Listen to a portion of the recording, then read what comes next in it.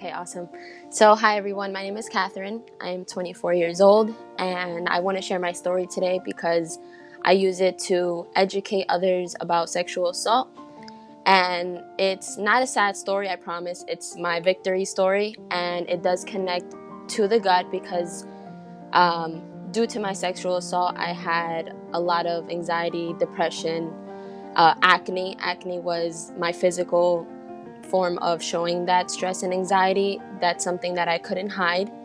Um, Again, trigger warning, like if anyone's uncomfortable listening to this, I'm not going to go into detail or say anything crazy, but I do want you to know what sexual assault is. It's a term that refers to an unwanted sexual act without a person's consent.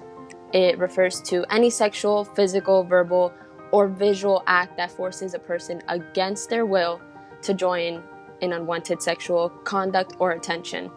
Um, I do want to ask you, like, if you know anyone that has been sexually assaulted, if you can just write a S in the comments. And, getting into my story, I was only 13 years old. I was out with a group of friends and I had my first drinks. I know you're probably like, that's so young, but that's kind of the group I was in, I guess you can say. And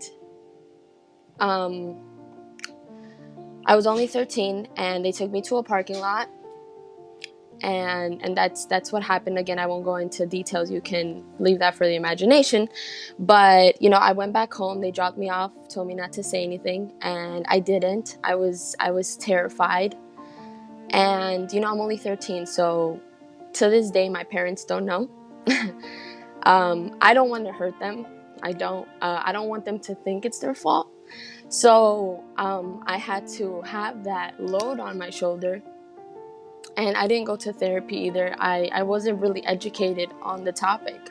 So if you're a mother, or a grandmother, it is important to talk to your family members and whoever you care about this topic, because women need to know, and they need to know that it's okay to talk about it. I was ashamed for a very long time.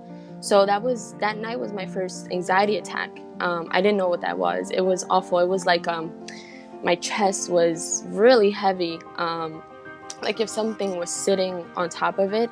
Have you ever had an anxiety attack? Write an A in the comments if you know what that feels like.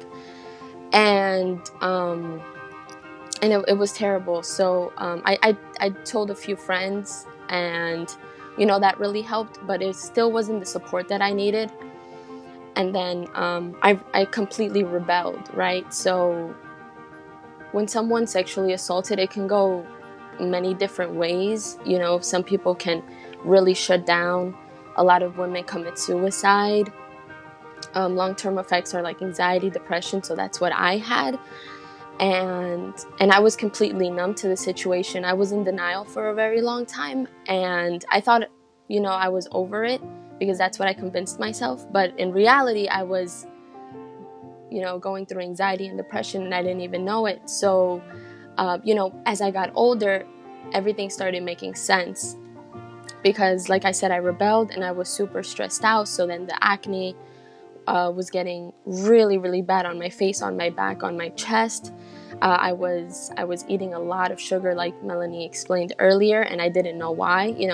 We tend to think that's normal until we actually talk about it, and we're like, no, that's not normal. And the depression was bad too. I did eventually get into physical activity, and it alleviated it a little bit, but I didn't know about the gut at the time. I was still very young, so I was coping the way I could, but I wish I was educated more the way I am now, because I could have prevented a lot of pain before. Like I said, I rebelled, so I got arrested shortly after that happened. I was still continuing to be in really bad relationships because that's all I knew at the time. I didn't think I was worth it. It was like a pattern that I was following.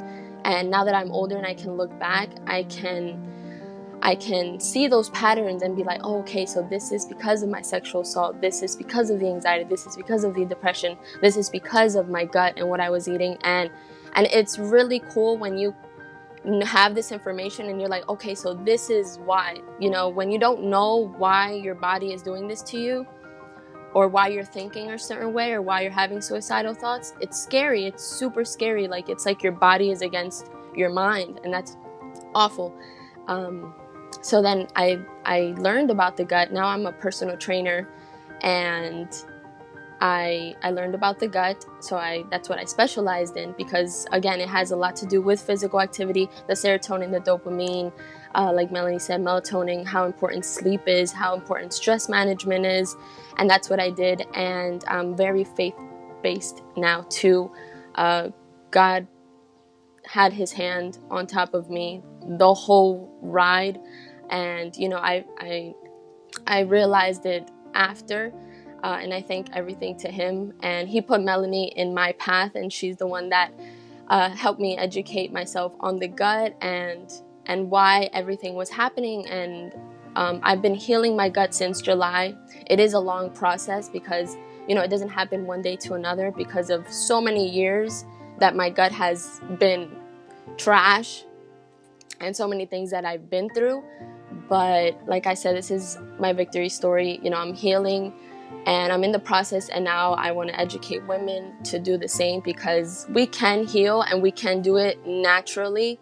So I think that's the most important part, not taking antidepressants and changing and being different, but realizing who we really are.